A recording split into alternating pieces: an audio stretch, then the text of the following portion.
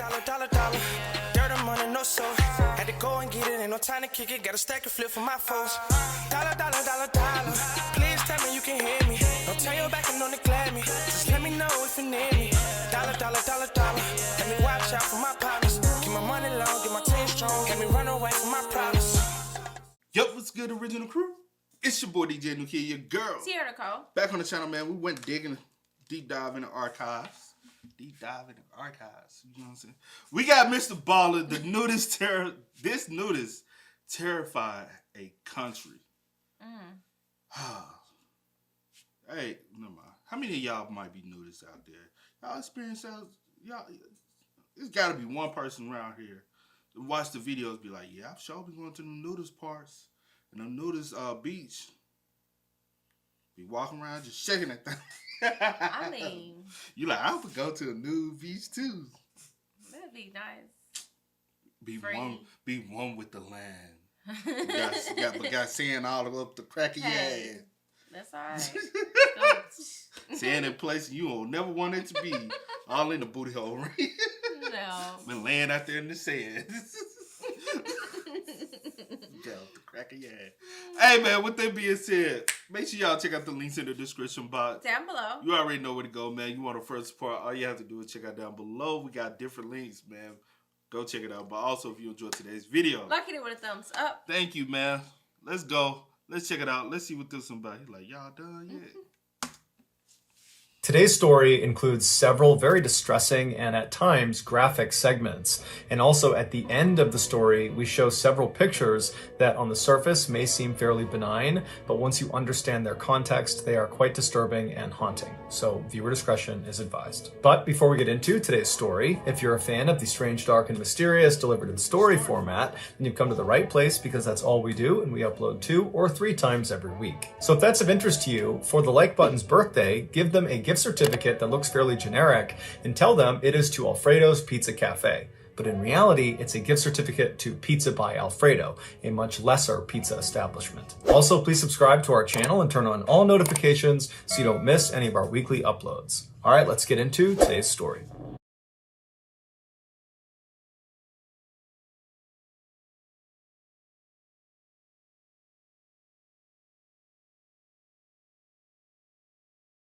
On February 12, 1999, 42 Carol Sund, along with her 15-year-old daughter Julie and Julie's longtime friend Silvina Peloso, who was 16 years old, boarded a plane in Eureka, California. After a quick 1-hour-long flight, they landed in San Francisco and then got their bags from baggage claim and then walked over to the airport's car rental center. After Carol signed some... It's February 12, 1999. Carol, Julie, and Sevilla. I can't remember how to spell her name, but it was like Sevilla. I was distracted trying to get my papers under control. I should have got February 12, 1999. I ain't even got to have... All right, I'm going to put the February 12th for you. And then I don't know how to spell her name. It was S-A... What was the name? Sevilla. I don't know. S-A-L... I'm going to call it Silas.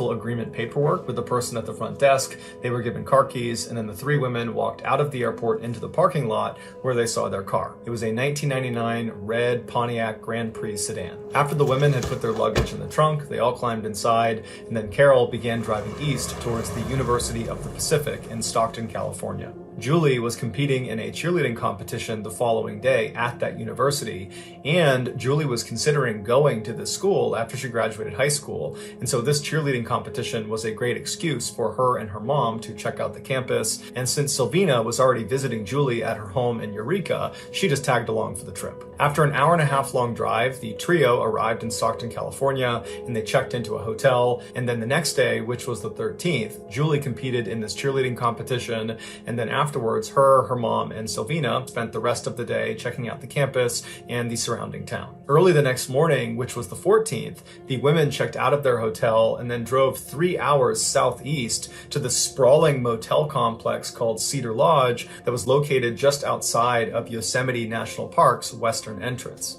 Their plan was to spend a couple of days sightseeing inside of Yosemite before heading back to the San Francisco airport, where they were going to meet Carol's husband and Julie's father, Jens, and then the four of them would continue their journey and fly to Arizona, where they would explore the Grand Canyon before finally heading back home to Eureka, California. So midday on the 14th, these three women arrive at the Cedar Lodge, and the lot would have been nearly empty because it was the wintertime and not that many people were visiting the park at that time. So they pull into the lot, they park their car, they go into the front desk where they checked in and they got their keys, and then they left the office and walked along the row of first floor rooms all the way to the very corner of the building to room 509, which was their room. Carol used her key, she opened the door, they went inside and dropped their luggage, and then they decided that they were just too tired to actually go in the park and go sightseeing that day. So instead, they kind of had a low-key afternoon and evening, mostly in their hotel room. The next morning, which was the 15th, the women got up early, they hopped in their red rental car, and they drove to the western entrance of Yosemite. They went inside, they parked their car, and they have this wonderful day looking at these astonishing cliff sides and snow-covered mountains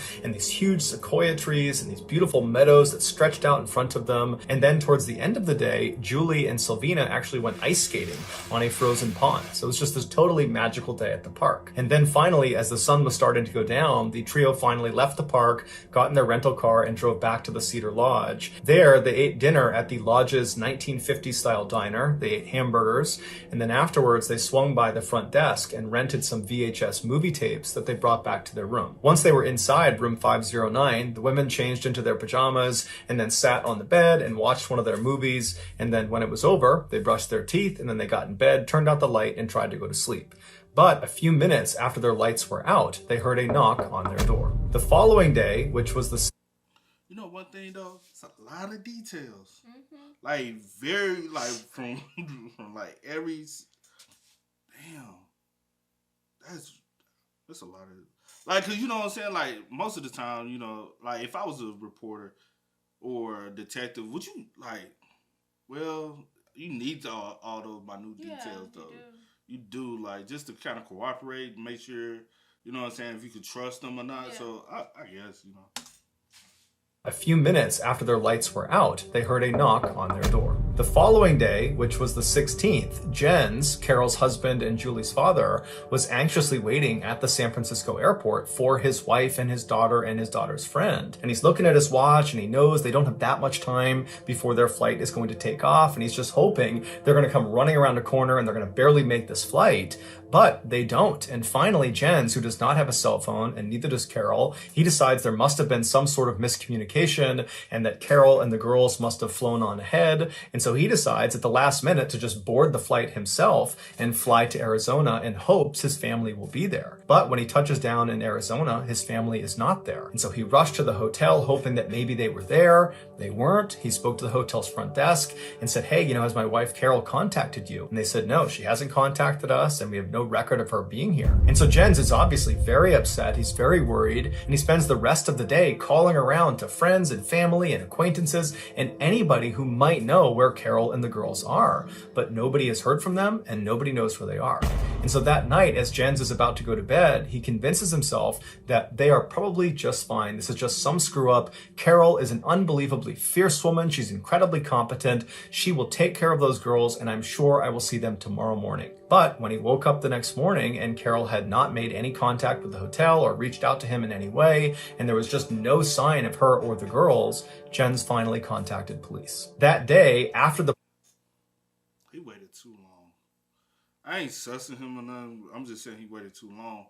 Because, like, I'm sure at some point y'all should have been in communication through this whole trip. You get what I mean? Through this whole trip while her and the girls are gone. Mm-hmm. Y'all ain't had no type of communications? Maybe not. They've been busy. No. They got in. No. I mean, they probably have. You on a trip? Like, let me say this. You on a trip is you and two other people, right? Mm-hmm. Not necessarily your friends, but it's two other people. Say, for instance, you, your niece, and your sister. Mm-hmm. You go on this trip. Mm-hmm. You're going to check in at least once or twice. You're going to at least say, hey, this is the hotel we staying at. Especially when you don't have a cell phone back then. Mm-hmm. You're going to at least say, hey, here's the number to the hotel if you can't reach us. and this is our room number. I mean, Communicate. Come on. Yeah, I mean, yeah, I'm gonna communicate, but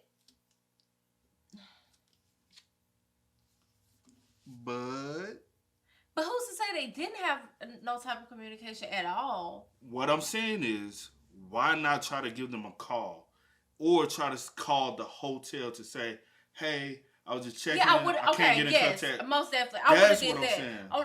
I would have did that to Before I just even see have flew they out the checked city. out. Have they checked? Or if, like you said, if he knew a hotel, then I'll just go to the hotel. Or I'll call and We could call see the if hotel. they checked out yet, or what's going on, or can someone go and check and see? I haven't heard. Yeah, you're right. Bingo. Spoke with Jens, the first call they made was to the Cedar Lodge, which is the last place they knew Carol, Julie, and Sylvina had been. The manager of the lodge would tell police that he had not seen Carol or the girls on the day they were supposed to check out, which was the 16th. But Carol had checked out in advance, so the manager would not have seen her anyways. She would not have had to go by the front desk on the way out, so that was not an anomaly. The manager also told police that on the 16th, after the three women should have been out of their room, the cleaners went by room 509, and when they went inside, it was vacant, and nothing seemed amiss. It was relatively clean, minus some wet towels that had been left on the floor of the bathroom. The keys to the room were left on the desk as they should be. It just looked like the women had left. And so that take away from, because you still won't even got the answer. Right. But still, you should have already did that, because maybe somebody here came. But I after guess the the fact reason and why cleaned he up. did is because they already had this set plan to that they were going to do this. We're going to meet here on this day. I'm still calling. So, yeah, I get you. But if that's something that, y'all, everything normally, falls in place and you know what type of person she is, then I guess everybody is a little different when it comes to stuff like that and how they handle situations. But I get what you're saying, most definitely. I get what you said, but I'll just say I'm calling every minute, yeah. Because back then, just no cell phones. Yeah. Think about the world. You was around. And it was 99 and 9. Yeah. Did you hear 89? No, I know a 9, but Okay, but still, 99. think about it, 99. No cell. Most people didn't have a cell phone. Yeah. Some people did have to look, but you had a beeper. I do remember.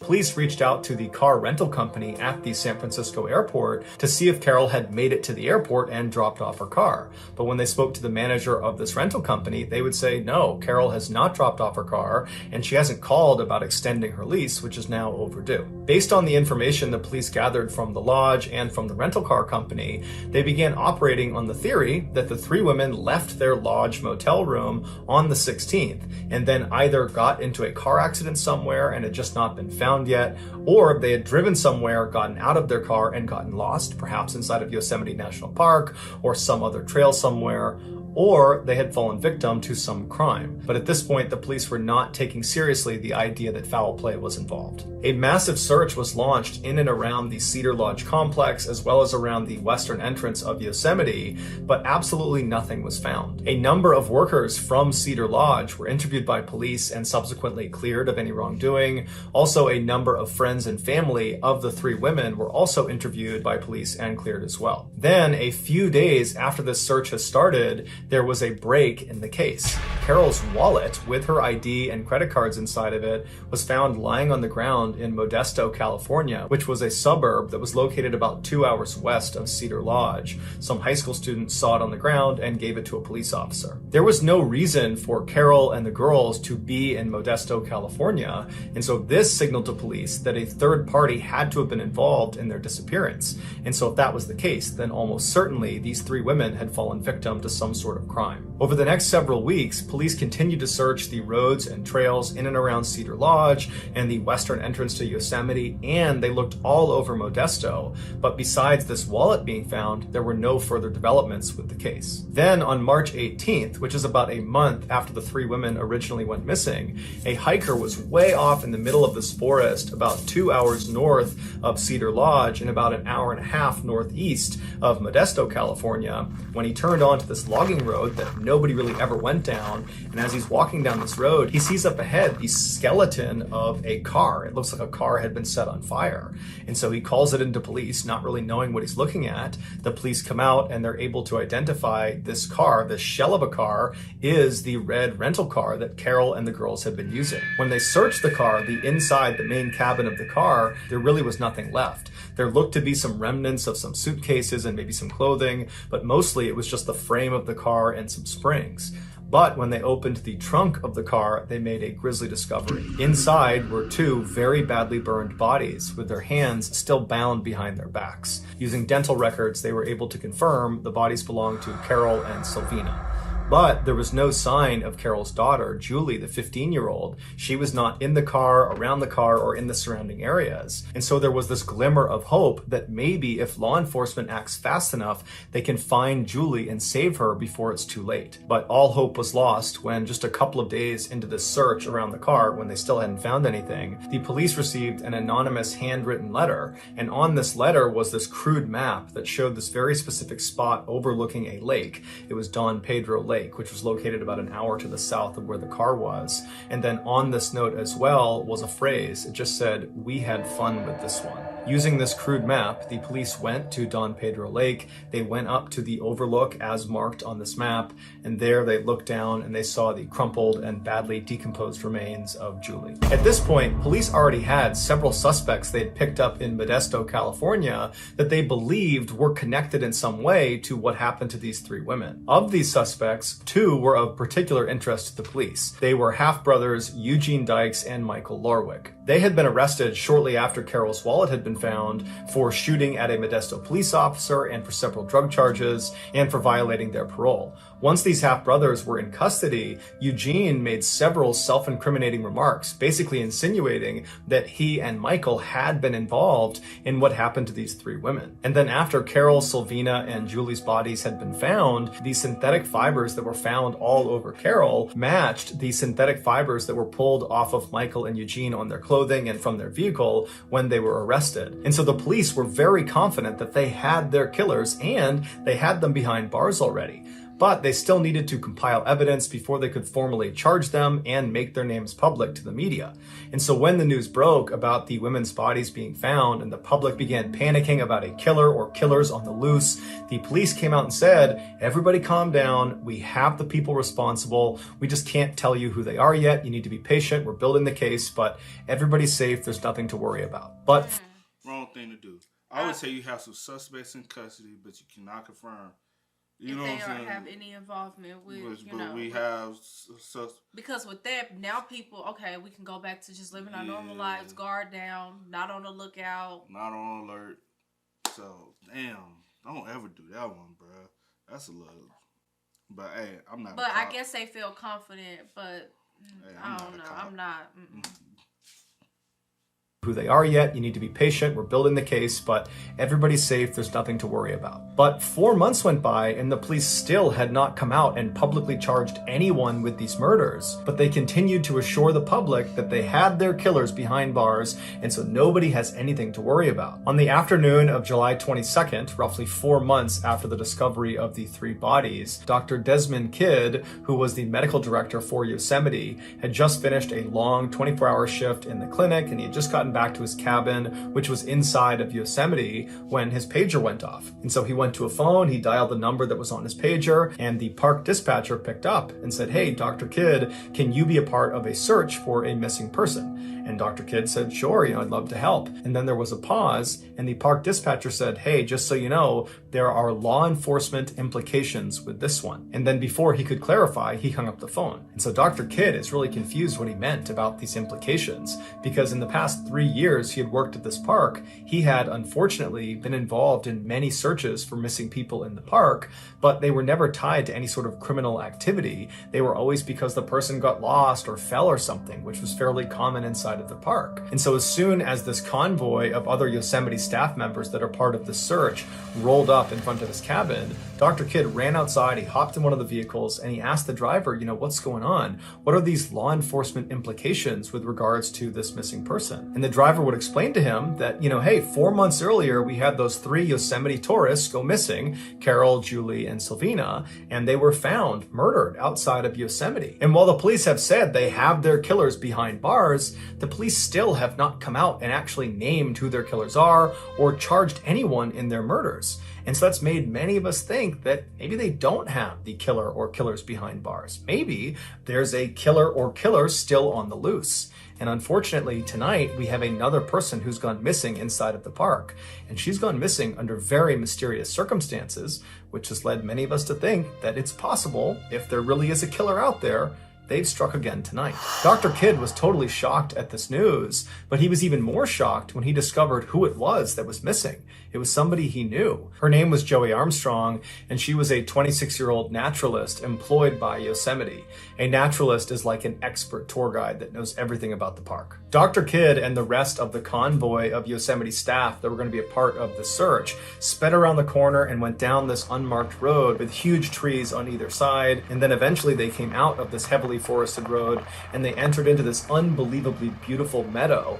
And on the very far end across this huge meadow is this one green cabin sitting at the base of this mountain with a forest on the other side of it. This totally secluded cabin in the middle of Yosemite was where Joey was living. As Dr. Kidd and the convoy went across this meadow and got closer to this cabin, Dr. Kidd could see park rangers walking around the perimeter of the cabin, marking it off with yellow police tape. When Dr. Kidd and his vehicle came to a stop right outside of the marked off area, they got out and they could see parked right next to the cabin was this white pickup truck. It was Joey's pickup truck, and inside of it was a bunch of luggage, and it looked like there was luggage that had spilled out onto the ground and some of the doors were still open. And so it gave Dr. Kidd and the rest of the searchers the impression that Joey must have either been loading things into her truck or unloading things out of her truck at the time she went missing. Dr. Kidd and the rest of the searchers kind of huddled up with the park rangers, and the rangers explained that Joey's friends that were living in San Francisco were expecting Joey to arrive at their house the day before, but when she didn't and they couldn't get in touch with her, they had called it in,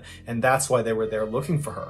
And so after talking about the circumstances of the case, they all decided they would break into 5 different search groups, and they would begin searching the immediate area. Dr. Kidd and 4 other searchers began walking behind the cabin towards the tree line, and then once they got into that forest, they started walking towards this creek. And as they walked up along this creek, they suddenly noticed a whole bunch of trampled ferns and saplings, and it looked like someone had come running through there, and perhaps the person who was running was Joey. And so they began following these tracks that go right alongside this creek, and then at some point, one of the searchers yells out, "Hey, what's that up there?" And about 10 feet ahead of them, where the ground kind of sloped down into a ditch out of view, right before the ditch, hanging on a little tree on the ground, was a set of car keys glinting in the sunlight. And so Dr. Kidd, who was at the front of his small search party, he began walking towards these keys. And as he got closer and closer, he began to be able to see down into this ditch right on the other side of these keys. And as soon as he could actually see what was at the bottom, he immediately began to gag, and he turned around and quickly walked away. The other 4 searchers, they walked up and they had a look down, and they too had a similar reaction. And before long, the group was running back to the cabin to tell the park rangers what they had just discovered. When the rangers heard about what was in the forest, they immediately contacted the police, and the police sent a police officer to Joey Armstrong's mother's house, which was just outside of San Francisco. When the mother opened the door, the officer told her that they had just gotten a call from Yosemite and they need her to call them. And then he handed her a piece of paper with a phone number on it. Joey's mother was immediately concerned and confused and tried to get more information from this officer, but the officer just said, "Look, you're just going to have to call that phone number. I really don't know anything." And so eventually she thanked him, she shut the door, and she went into the kitchen and she dials this number. After someone picked up, she introduced herself as Joey's mother, and at that point, the person who picked up quickly handed the phone off to someone who sounded much more senior, and this person asked Joey's mother, "Are you aware that your daughter is missing?" So Joey's mother says, "No, I was not aware of that." And then this person very delicately says, "Ma'am, we believe we found your daughter's body near her cabin." Joey's mother's reaction was instant. She said, "Well, did you check her hair? She has red hair. Can you confirm it's really her? Because she's got bright red hair. Can you make sure it's really her?" And the person on the other side of the line hesitated for a minute and then just said, "Ma'am, we're not sure if she has red hair or not. We'll get back to you." And so after the But what I'm thinking in my head, whoever has did this is spotting out women in this forest. Reason why? Carol, Julie, and the other girl, Salvina. They had recently visited the forest. And that night, that's when they got the knock on the door. So by them visiting the forest, made them a target. Her, Jolie, now because she works in the park and she lives in the park, because I don't know the guy's MO, I don't know if he's scoping out, but he's spotting women in the park who do seem to be by themselves and not with another man. So he knows, whoever it is, know that they can overtake them.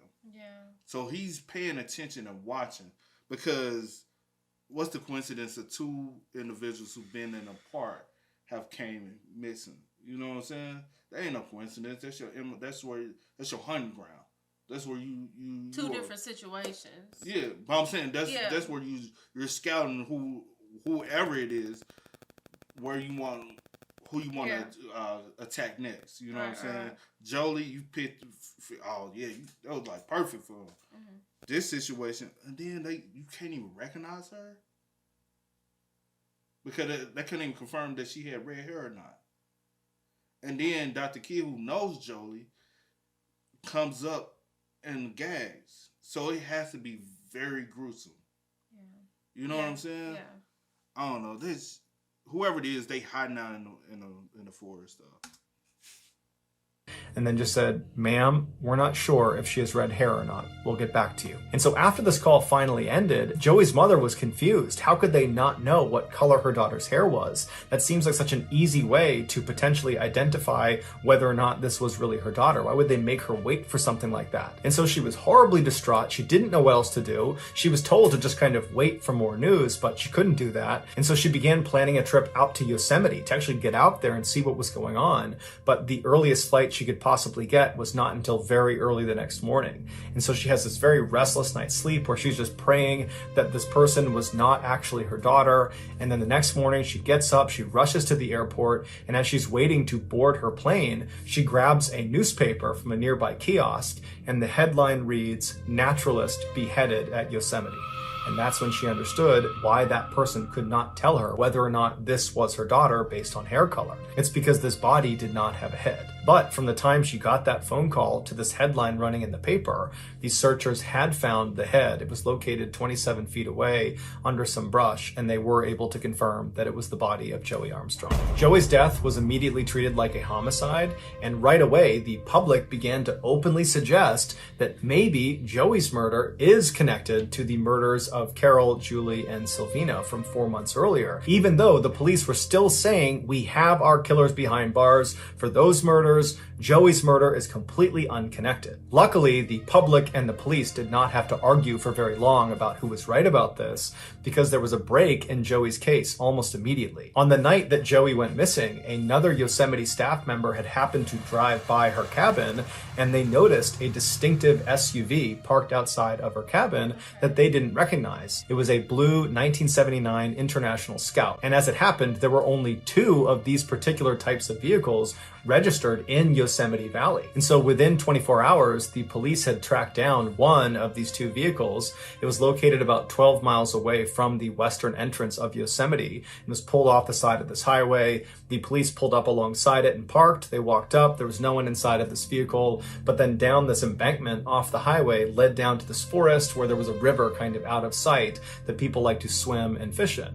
And so these 2 officers decide to head down and see if maybe the driver is down there. So they make their way down, and sure enough, they come in contact with the driver. He was laying on this rock, completely nude, smoking marijuana. And so the 2 officers, they come up to him and announce themselves, and this very well-built, good-looking guy stands up and he calmly covers himself, and he takes the marijuana out of his mouth, and he says, "Hey, what can I do for you guys?" And so over the course of their conversation, the police would learn this guy's name was Kerry Stainer. He was 38 years old, and he was the handyman at Cedar Lodge Motel. He would tell police that he was not anywhere near Joey's cabin on the night she went missing, and the police ultimately bought it and said, okay, they confiscated his marijuana, and then they walked back up the hill, leaving him down there, and they took some pictures of his car and the tires on his car, and then they left. A couple of days later, the handyman at the lodge. At the lodge.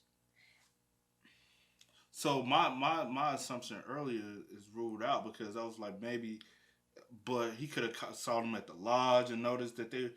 That it was just them, that it was just the girls. But that part was... Could he have followed them? Yeah. To where they were at, and then while he was out there, maybe noticed his cabin or noticed Joey by herself, or that she stayed out there. Or he's a nudist, so he's probably always out there anyway. So he's familiar with the area more than likely. I don't know. And just saw this random cabin and probably watched her. Oh, you solo dolo. Right. He's preying on women who's alone. Yeah. Carol, he recognized Carol. He was like, okay. But also the fact that it was the daughters. Yeah, young girls. So he was like, "It's easy." It's easy and then to overtake. And the reason why everything was packed up out the room and straightened up, and the keys left. He's the handyman. Mm-hmm. He knows how to, you know what I'm saying? How the room's supposed to look. He could have went back and covered everything up. His fingerprint. Well, if they even did fingerprints back then. Yeah, they could have been in the room because, hey, I was a handyman. I work on all these rooms. Yeah. So that's your alibi. The other employee drove by that day. Luckily. And was able to see that this blue pickup, whatever. But we don't know if he's... we don't know, but looking at the photo, we know. Or the... I'm saying the photo. Oh. Yeah. The photo was a mugshot. Some FBI investigators that had been called in for this case, they analyzed those pictures those officers had taken of the tires of Carrie's car, and they compared them to pictures of the tire tracks at Joey's cabin, and they determined they were a perfect match. So later that day, which was July 24th, police officers went back out and tracked Carrie down again. This time he was having lunch at one of his favorite spots. It was a nudist resort about 3 hours northwest of the Cedar Lodge. There he was arrested on the suspicion of murdering Joey Armstrong, and he was brought in for questioning. As soon as he was walked into the police station and was booked, Carrie dropped a bombshell. He confessed to not only murdering Joey Armstrong, but also he confessed to murdering Carol Sund, along with her daughter Julie Sund, and Silvina Peloso, the friend of Julie Sund. And he did all of this on his own. He had no other accomplices, which means the police never had the killer or killers behind bars. It would turn out Eugene Dykes, who was one of their primary suspects, was lying when he made those self-incriminating remarks about he and his half-brother Michael. And as for those synthetic fibers that were found on Eugene and Michael, those fibers belonged to a very commonly sold blanket, and so they did not definitively tie Michael and Eugene to the crime. So for half a year in 1999, there really was a serial killer just roaming free in Yosemite National Park, just like many people who lived in that area and like some people in the media had speculated. Carrie would go on to give a very detailed and graphic 6-hour-long confession of how he went about killing all 4 women. This is his awful story. On February 14th, 1999, so the day that Carol, Julie, and Silvina arrived at Cedar Lodge, Carrie was on his way to his girlfriend's house. His girlfriend, like Carrie, worked at the Cedar Lodge. She was a waitress at their 1950s-style diner. That night, as Carrie walked up her front walkway towards her front door, he made up his mind that he was going to act on a fantasy he had had since he was 7 years old. And that fantasy was to kill a young woman. And so his plan that night was he would go inside and he would not only kill his girlfriend, but he would also kill her 2 daughters, who were 10 and 11 years old at the time. But when he went inside the house and was about to carry out this plan, he noticed out one of their windows there was a man in their backyard. And he asked his girlfriend, "Who's that guy out there?" And she would say, "Oh, I hired someone to take care of our property. So he's going to be cutting the grass and, doing some things with our garden. He's going to be here for a little bit, but he'll stay outside." And so this totally screwed up Carrie's plan because he was not expecting there to be anybody there that night. And so for several hours, Carrie anxiously sat there constantly looking out the window, waiting for this guy to leave so he could kill these 3 people. But the worker was just taking a lot of time, and it didn't seem like he was even close to being done. And so finally, Carrie left without any explanation. Angry and frustrated, he began driving back to Cedar Lodge, where he had an apartment on the second floor. And when he pulled into the parking lot, he noticed there was a car he had not seen earlier in the day. It was a 1999 red Pontiac Grand Prix.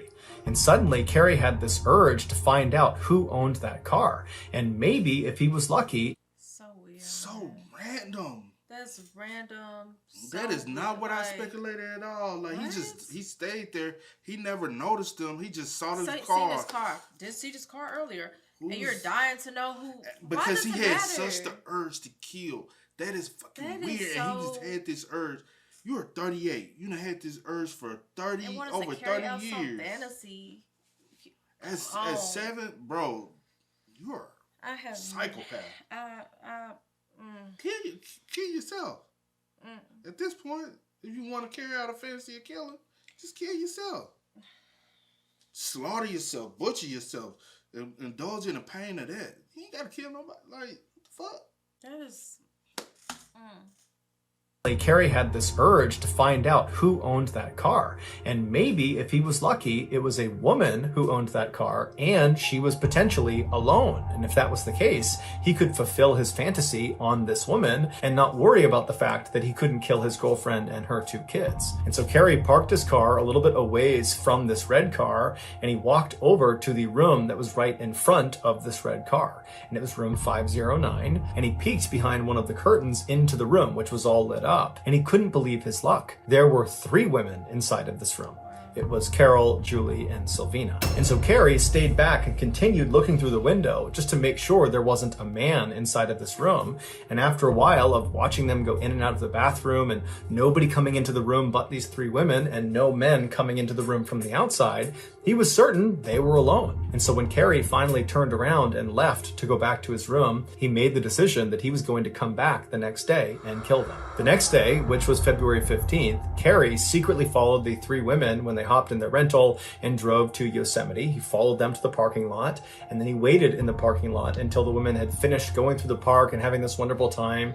He trailed them from the parking lot back to the Cedar Lodge, and then he secretly followed them when they went to that diner and they had hamburgers for dinner. And he continued to follow them from a distance and watched them rent movies from the front desk. And he followed them all the way back to their room. And once he knew they were inside their room and he watched them long enough to confirm they were not going to leave again, he went back to his room and he got his toolbox. In his toolbox was rope, duct tape, a knife, and a gun. And then around 11 p.m., he left his apartment and went downstairs and walked all the way back over to that corner room, room 509, where the women were. And he looked in the window and it was totally dark inside, so he assumed they must be sleeping, and he knocked on the door. A few minutes later, Carol came to the door and very cautiously opened it up just a crack, leaving that chain link lock still attached. And so she looked through at Carrie and said, "Hi, can I help you?" And Carrie, who held up his handyman toolbox and pointed to his name tag that said he was the Cedar Lodge handyman, he said, "Hi, ma'am, sorry to disturb you so late, but there is a leak in the room right above yours, and I need to make sure the leak is not coming down into your room. So can I come in and just have a quick look, and then I'll be out of here?" And Carol apparently was just not buying it, and she said, "Look, I haven't seen any leaks in this room. I don't think there is one, but even if there is, can it please wait until tomorrow, because we're all trying to sleep." But Carrie was very persistent, and Carrie was known to be very charming and very disarming, and eventually he talked his way into the room. And so he walks inside, he walks past the bed where the other 2 teen girls are still sleeping, he goes into the bathroom, and for a few minutes he kind of pretends to fiddle around inside of the bathroom while Carol is standing right outside looking in at him. And then at some point, Carrie reached into his toolbox, pulled out the gun, and he aimed it at Carol, and he said, "Stay calm, I'm not going to hurt you, this is just a robbery." Carol most likely believed their best chance at getting out of this situation was just to comply and do what he says. He'll rob us and then he'll leave and we'll be okay. And so Carol very dutifully went back into the room, and she quietly woke up her daughter and her daughter's friend, and before long Carrie had tied up all 3 of them. He put the 2 teenagers in the bathroom and shut the door, and then he put Carol on the bed. And then he proceeded to assault Carol before strangling her to death with more rope. And then after she was dead, he carried her body outside of the motel room and put her in the trunk of her own rental car. And then after he shut the trunk, he went back inside the motel room. He went to the bathroom, he opened it up, he grabbed Sylvina, who was crying, and pulled her out, and he left Julie alone, cowering inside the bathroom by herself. He shut the door behind her, and then he brought Sylvina over to the bed, where he assaulted her before strangling her as well to death with some additional rope. And then after Sylvina was dead, he carried her body outside of the motel and put her in the trunk of the rental car along with Carol's body. And then after that, he went back inside the motel room, and then once again, he opened up the bathroom door, he grabbed Julie, pulled her out, and proceeded to assault her as well. But then afterwards, he did not strangle her to death. Instead, he walked her back into the bathroom and shut and locked the door. And while she was in there wondering what's going to happen to her, what happened to her mom, what happened to her friend, he proceeded to clean up the room and tidy it up, and he moved all of their luggage out of their room and put it into the rental car. And then after he was satisfied, he went back inside the motel room, he opened up the bathroom door, he pulled Julie out and had her stand right outside the bathroom. And then Carrie proceeded to clean up the bathroom, but left a couple of wet towels on the ground to give the impression that the women had left in a bit of a hurry. And so after that, he grabbed Julie and he walked her out to the car and he sat her down in the front seat. She only had a blanket on at this point. Everything else had been taken off of her. And then Carrie hopped in the front seat and he began driving off. Julie must have been beyond terrified. She has no idea where her mom is. She has no idea where her friend is. She has no idea they're actually dead, locked in the trunk right behind her. And the man that had just assaulted her for hours is now driving her into the darkness. She has no idea where she's going, and all she's got is this blanket around her. It's just beyond brutal what's happening to this poor girl. And so for 2 hours, Carrie drove. Like This is so sad. This is like the most mind-blowing thing. It's one of them things nobody would hope anybody has to go through. You know what I'm saying? Like, imagine what's going through her mind. Facts. The whole time he's driving her, she don't know she's being kidnapped. She don't know what happened to her mom and her friend. They had plans on going to college. They have so many plans, and it's just one sick, evil person, which is a coward. He's a 100% coward because all it took is one. If you notice, one man, you was gonna be pissed off to go up and pout on your bed like you a little bitch you are. Right. You know what I'm saying? Like, because you were so afraid that, hey, I can't do what I need to do because if a man comes, I don't know what the hell I'm gonna do because you are that much of a punk. You know what I'm saying? West along the highway in the middle of the night, and the whole time he's trying to make small talk with this poor girl, trying to tell her that she's going to be okay and that her mom and her friend, they're going to be okay. And then finally he pulls off the highway down some switchbacks into this big parking lot of the Don Pedro Lake. And then once he parks the car, there's no other cars around, it's still dark out, the sun hasn't come up. He gets out and he tells Julie to get out of the car, but Julie is so scared she can't move, so she can't even get out of the car. And so Carrie gets out. He walks around to her side, he opens the door, and he scoops her up like you might hold a baby. And he walked with her up the trail all the way to this overlook that was well away from any prying eyes in the parking lot. And once he was out of sight, he took her blanket off and he laid it down, and then he proceeded to assault her again. And then as the sun began to come up over the lake, Carrie realized that he had to end his fantasy and begin to cover his tracks. And so Carrie stops what he's doing, he stands up, he reaches down and pulls Julie up to her feet. And so she's standing with her back to the lake, and as he's looking at her, he says, "I love you," and then he pulls out his knife and begins hacking her throat, and then he pushes her down the hillside where she tumbles and finally comes to a stop underneath some bushes where she dies. Carrie grabbed the blanket on the ground and he walked back to the rental car in the lot. There was nobody out there, so he hopped inside, he drove out of the lot and drove 1 hour north until he was well into this forest, and he pulled down a logging road where he abandoned this car. After he ditched it, he walked back up to the highway and caught a cab back to Cedar Lodge. He would come back to the car and torch it 2 days later. He would also make a special trip to Modesto, California, where he would drop Carol's wallet in the middle of the road near a high school in order to confuse investigators. A month later, when... Why are you looking at me like this so much for? I'm just like, it's just insane to me the amount of things people go through to like commit these heinous crimes. Like, why? Like, you did, why? Like, honestly, why? You know what I'm saying? Yeah, like I don't know. My mind, I'm just trying to wrap my mind. I don't get it. And not to sound like evil, but he did do a good job covering his tracks. Like, as far as the hotel room, it looks like they checked out because he knows, like I said earlier, he knows what the room's supposed to look like. He knows what a checkout room looks like. Cover his tracks with that. Even taking them body all the way out there, and the way and then took the wallet. The police was dumb as hell. He can't be that smart if he's just a handy fucking man. Not necessarily. No, I'm just saying, like, not yeah. downplaying, but to be honest, come on now. He was staying at the lodge. Really probably didn't have much going for himself. Only reason why you got a girlfriend because she was a waitress at the lodge. 9 times out of 10, you wouldn't even have her if she wasn't at the lodge. Luckily, she's smart and not have you come do the housekeeping. You probably a lazy motherfucker anyway because she had to hire another man to come do stuff around the house. This my boyfriend ain't gonna do. So what kind of a shit of a human being you probably is? I mean, yeah, true on that, but that's what I'm saying. I'm saying he probably is a shit of a man. You a nudist. All the things you care about getting high and laying out butt ass naked in the sun. True, yeah, I agree. No, I'm just saying, pissed off though. My bad. Yeah, but. In the middle of the road near a high school in order to confuse investigators. A month later, when Carol and Sylvina's body were found in the back of the burned out car, Carrie would send that handwritten note to police that had the map of where Julie's body was and that horrible message of "we had fun with this one," referencing Julie. He sent that to police in order to further confuse them. He wanted them to believe that there really was more than one person perpetrating these murders, hence the "we had fun with this one." Months would go by, and the police, despite questioning Carrie along with the other Cedar Lodge staff members, never considered him a suspect. And that was because, one, they really thought he was just a nice, normal guy and couldn't be capable of committing violence against these 3 women.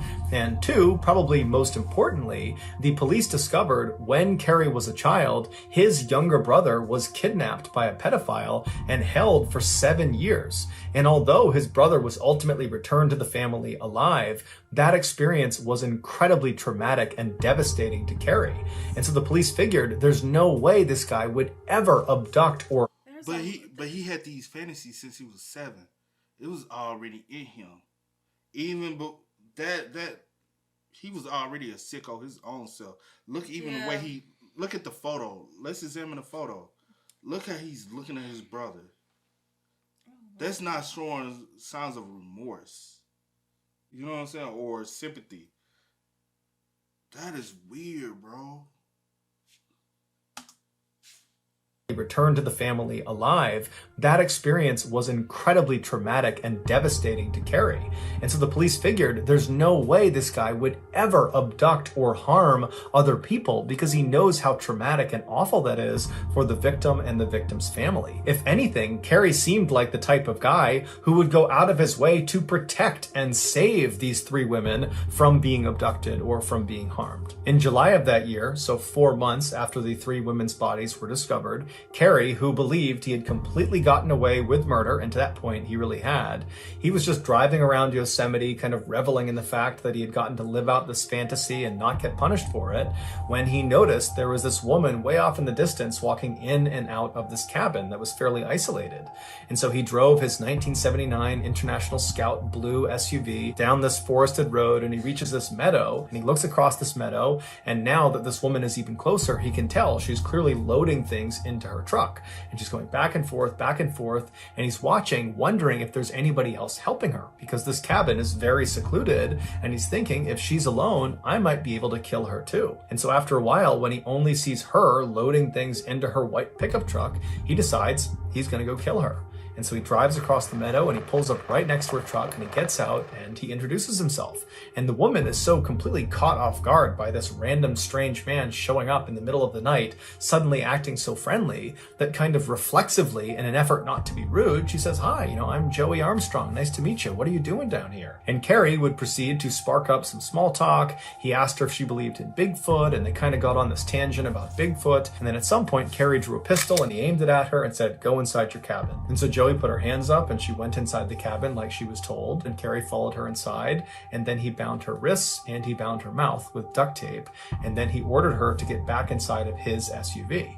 And then once she was sitting inside the front passenger seat, Carrie got in the driver's seat and he began leaving the cabin, headed back out away towards that road he came in on. And as he's bombing across the meadow, Joey leaps head first out of the window of this moving car and smashes onto the ground, and she immediately jumps up and just starts running back towards the cabin. Carrie jams on the brakes, he hops out and he starts chasing after Joey, but Joey manages to get fairly close to that tree line right behind the cabin before Carrie ultimately grabs her and tackles her to the ground. And then Joey is viciously trying to fight Carrie off of her, and Carrie, kind of in a panic, draws his knife and he tries to slash at Joey, but Joey tucks her chin, protecting her neck from being stabbed. And so frustrated, Carrie just stands up and he grabs Joey by the hair and he begins hauling her towards the forest behind her cabin.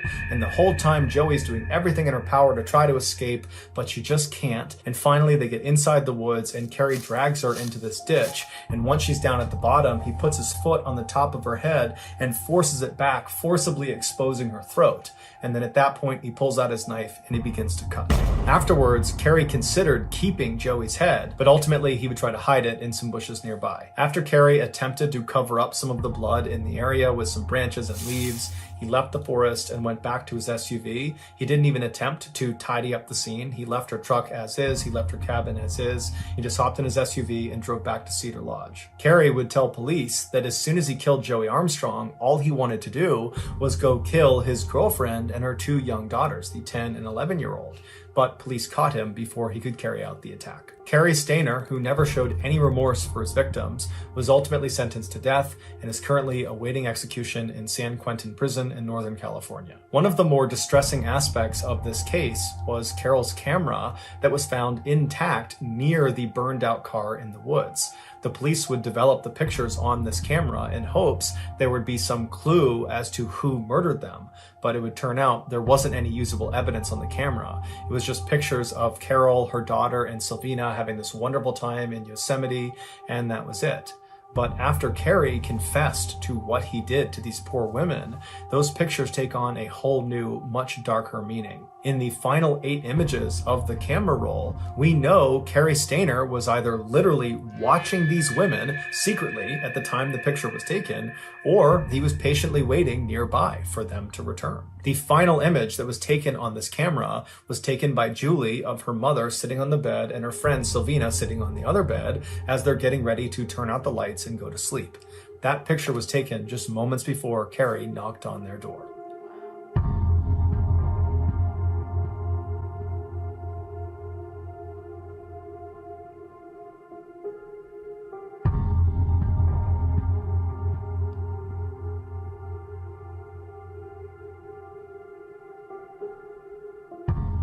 So that's going to do it, guys. If you got something out of today's episode and you haven't done this already, for the like button's next birthday, get them a gift certificate.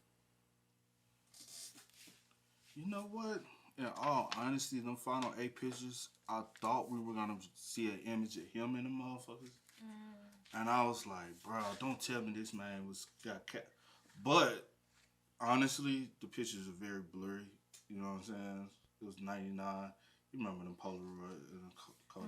It's very hard to kind of, you know what I'm saying? Them pictures wasn't very clear. Just, you know, a moment in time.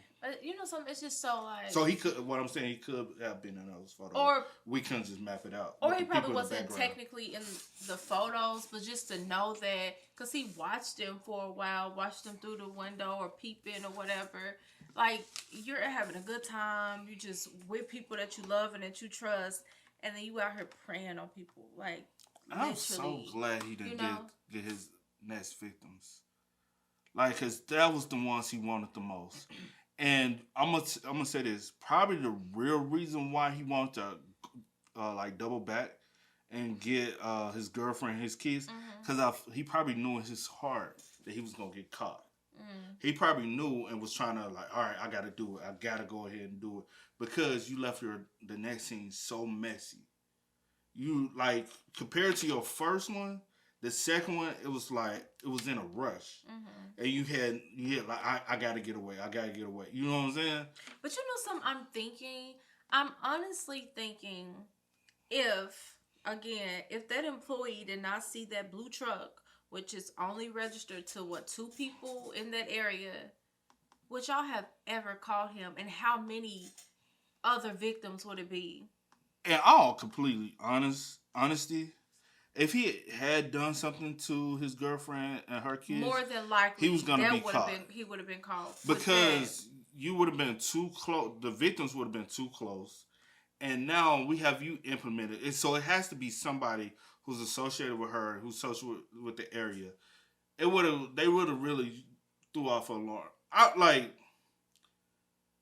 After he said he's had these fantasies since he was 7.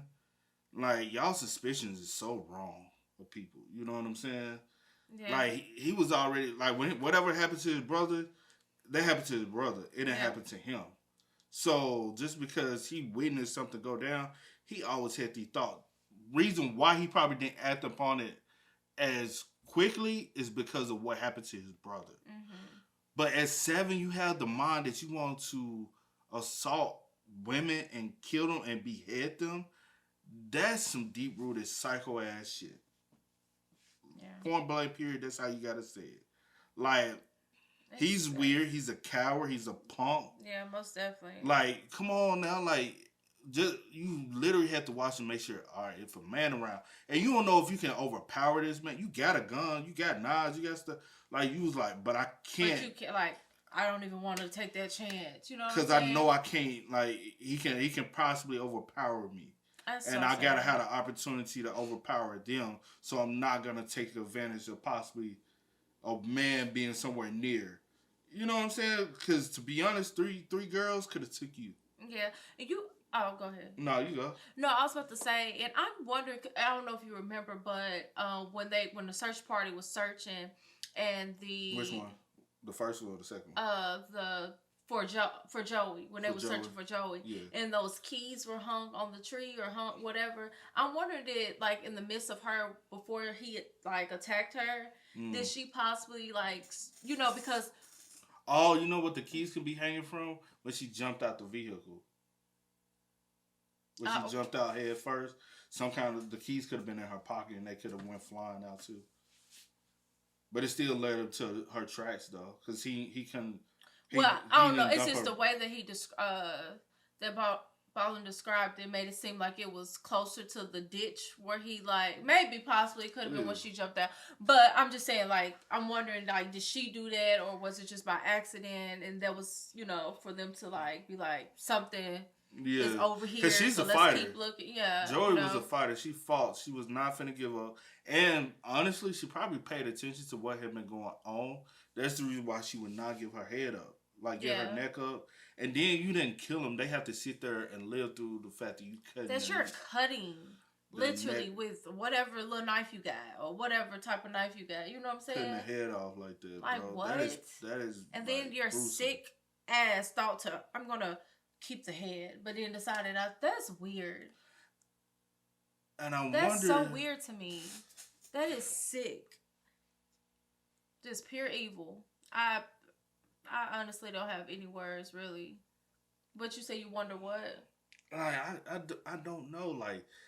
Like, because you don't want me to tell you, you know how they always say, like psychos and, like, psychopath or social, like, they have, like, a high IQ.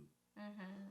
But their high IQ doesn't necessarily mean, sorry about that, but that high IQ doesn't necessarily mean, like, book smart. You know what I'm saying? He might be, like, one of those strategic smarts. You know what I mean? Yeah. I don't know. And like, then I'm sorry. I just got so much going through my head. And then Julie, that poor girl, like, literally, you don't know where your mom at. You don't know where your friend is at. Even to the moment that he pushed you off, you had nothing, no clue of nothing. You know what I'm saying? And then he continued to assault. Like, that's till the sun came up. Like, you literally hear this girl don't know anything. Like, and he had to get Carol gone first because Carol's gonna be the fighter. Yeah, you know what I'm saying. She was, so you had to get her. Because she's gonna do whatever first. She can to protect her daughter and her daughter's friend. Because you got to think about it. You know what I'm saying. Her being a parent, her first thing is, I gotta protect my daughter, but Protect. I also gotta protect these kids. this child that her parents allow her to come with me. So I'm like, yo, You know what I'm you saying? know they had to fight, bro. That is so and sad. You watched them for over a day. Over a Because day. technically, it started the day before when they first checked into the lodge. You was like, oh, we got new guests? Oh, I'm finna watch them. So what if a man had popped out? Then you were gonna You gonna be even else. more pissed, and you was just gonna Go either find somebody else or weigh it out and go try to take his girlfriend and her let's kids be real. out, which is How's the girlfriend and their kids like feel? You know what I'm saying? Just imagine them like that was supposed to be us. Like that's you know, fucked just up. thinking about that, like you hate that something happened to somebody else, but you like, if I did not have this man here that night or that day doing work That was around gonna the be house, me and my that little was gonna be kids. me and my kids, my little Yeah. kids. Like, do you know how like? And then the fact that he was gonna circle back around, but good thing they caught him in time. And That's the fact that so... you just out there laid up on a rock, smoking your weed, letting it all hang out. Get your little punk ass. Come on, boy. What you said? Because every time a man, it seemed like every time a man came around, you kind of. I'm gonna tell you the real thing you should do with him, not the death penalty. That's easy for him. You know what I'm saying? Nah, let that man go on the yard and let everybody know what he did. Yeah. Say, hey, we can't have him dead. Can't have him dead. But we ain't gonna intervene. You know what they would do to him? I know he on PC. I know he locked down. I know he 23-1. Well, he on death row, so you know what I'm saying. Put him just life, not death, and let him be in G and Pop. No PC. We gonna make sure you just don't die. Because for a lot of people that like do like heinous crimes like this, though. the death penalty is easy for them. They be wanting that. The death penalty, because you got to think about like even with Dahmer's situation, right? He wanted the death penalty, but his situation, I don't know if he really wanted the death penalty or not. Yeah. Because you did it in states that didn't have the death penalty, so you were smart enough to know about that. But you also was like, I deserve death. So when dude killed him in jail, I think that was his coward way of going out because he didn't want to live out his life. So with a situation like that, don't like beat him up. Like every day. Yeah. That's their punishment. Because you got to think about what you did to... Every time somebody hits you, you got to make sure they remember what they did to everyone else. That's how I look at it. Yeah, I definitely. That's how I look at it. For a lot of people, and let the men take care of him. Yeah, but for a lot of people, because he ain't gonna fight back. Yeah. He a nudist. Well, no disrespect. I said. No disrespect. Yeah, but because I don't know how nudists are, but he's a coward. He's a coward. He's a psychopath. The fact that you correlated. No, I'm saying. I said no. No, he's just apologize. He's just an evil coward, most definitely. Because a sick coward. Because what? Really? Come on. I don't know. But I apologize to those nudists out there. No disrespect, no harm. And I don't know what you do. I'm just talking about this person and this situation. But this whole He's a coward for real. Yeah. He's a punk. He needs to be punked out in jail. You know what I'm saying? Because he's afraid of men. And that's what I think he should do. Put him in jail and pop. No death penalty. Put him around other men because he's a coward. He needs somebody. His cellular, somebody gonna find out what he did. Yeah. And I know what they do. Not personally. I know I've heard. You know what I'm saying? What they have. They got broomsticks. They grease them joints up. And, hey, that's what you want. That's what you did with them. You assaulted them.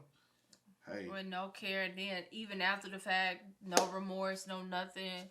You know what I'm saying? Hey, I feel like you need to be assaulted back, my guy. But that's on you. Yeah, this I don't know. This messed my head up. But yeah, just imagine you being hunted down. That's what it is. This man lay low, watch, and hunts his victims, literally. and he gets a thrill and wants to behead everybody because that's what he wants to do with Julie. I don't know, like, then you technically want to do that with her. So he actually did take the head. You got to think about it. He did take the head away from the scene. Yeah. And so I guess he felt as though, well, maybe this would bring too much attention. So let me just throw the head and cover it up in branches. Yeah. And some branches and stuff. Yeah. I don't know. This one messed my head up. But yeah. Hey, man. Y'all let us know y'all thoughts and opinions down below, Please man. do. Let us know how y'all feel about it. And to all my nudists out there, I do apologize. This mother just pissed me off. So I do apologize. Yeah. But as always, I do go by the name DJ Kid. This is See you on the phone. We are. See We you. are. Go and get it, ain't no time to kick it. Got a stack and flip for my folks. Dollar, dollar, dollar, dollar. Please tell me you can hear me. Don't turn your back and don't neglect me. Just let me know if you need me. Dollar, dollar, dollar, dollar. Let me watch out for my partners. Keep my money low, get my team strong. Let me run away from my problems.